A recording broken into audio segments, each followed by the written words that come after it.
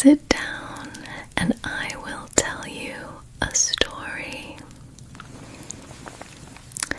Long ago, before the village of Shelm even had a name, it was nothing but a cluster of huts surrounded by endless shadow-choked forests. The trees grew so thick that sunlight barely touched the ground. People said time moved differently there. An hour in the woods could be a day, and a day could stretch into a year. It was in this cursed forest that 3 witches appeared. They were not sisters by blood, but bound by a vow made to something older than the stars, a face never fully seen, a voice that whispered only in storms and dreams. In exchange for immortality, they were chained to the forest, guardians of its hunger. The eldest, Irma, commanded fire. With a single breath, she could turn fields to ash. The second, Selva, had eyes like hollow pits, crawling with shadows. Those who stared into them could never again tell night from day. The youngest, Aurelia, was silent. She never spoke, but entered dreams like a serpent in the dark. Anyone who dreamed of her never woke again. Every year when the moon bled red, the villagers offered sacrifices at the tree line. At first it was bread, wine, fruit, later animals. Then, when the forest demanded more, children vanished. Children nobody dared to claim for fear of speaking their names aloud. But even the sacrifices could not appease the witches. They had a rule. If anyone spoke a lie within the forest, their voice was stolen forever. The liar would be dragged between the trees, never to return. On stormy nights, villagers swore they could hear screams in the wind, and sometimes a laughter, sharp as broken glass. One tale speaks of a girl named Selana who entered the woods with nothing but truth in her heart. The witches came for her, waiting for a lie, waiting for fear, but they found nothing to hold on to. The forest roared, the earth trembled, and Lada survived. And when she returned, her eyes were black and she never spoke again. Some whisper she became the 4th witch.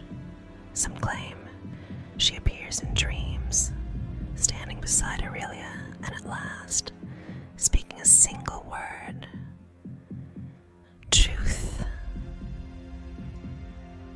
The village has changed over centuries, but the forest has not. It waits.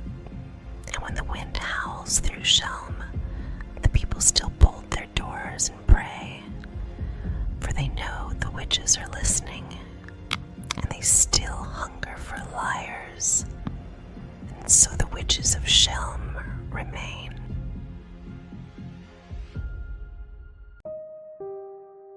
They say the Black Hollow Cemetery has no end. The deeper you walk, the more graves appear, as if the earth keeps swallowing names and birthing new ones. The villagers stopped counting the headstones long ago. Now, they just pray that when they die, they're buried somewhere else. Ilara had always been drawn to forbidden places. She wasn't evil, just curious, and curiosity in Black Hollow is as dangerous as fire in dry grass. She'd studied spells since she was a child, but what she wanted most was to speak to the dead, not just summon them, but understand them. One night, she took her lantern and her grimoire and crossed into the cemetery. The air was heavy and wet, the fog so thick it seemed alive. Every step crunched over old bones, buried too close to the surface. The wind didn't blow. It whispered, "Elara." She froze. The voice was faint, stretched like fabric over too much space. She turned, but there was no one there. Only the trembling glow of her lantern and the silhouettes of crooked tombstones leaning toward her like eavesdroppers. She began the ritual anyway. The book trembled in her hands.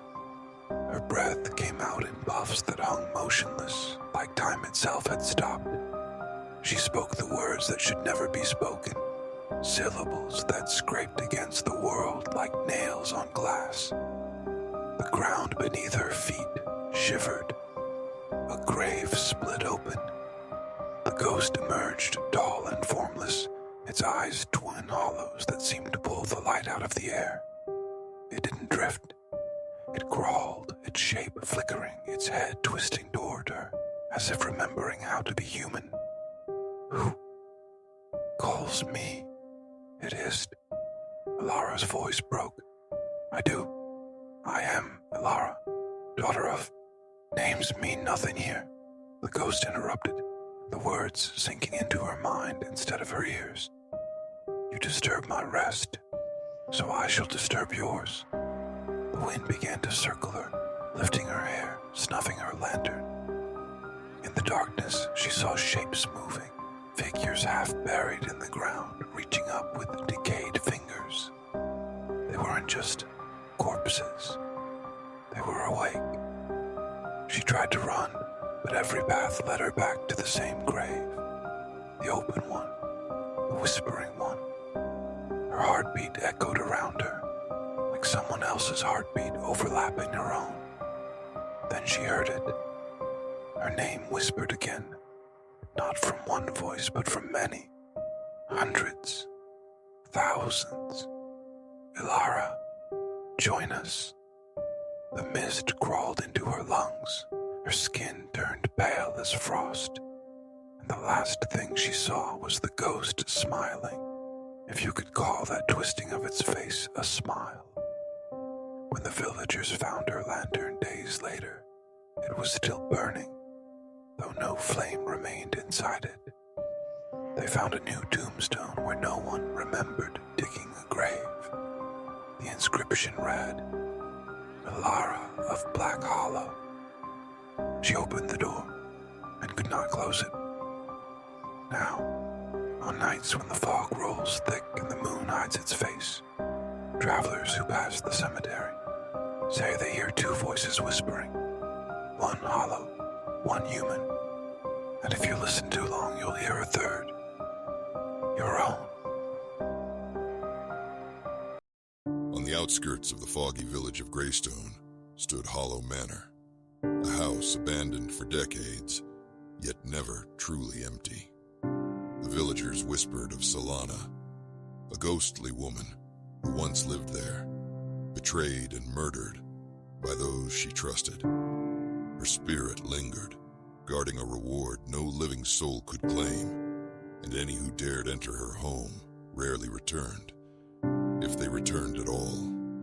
One moonless night, a young adventurer named Thomas arrived in the village, drawn by tales of hidden treasure and daring to scoff at the warnings. The villagers, faces pale with fear, tried to dissuade him.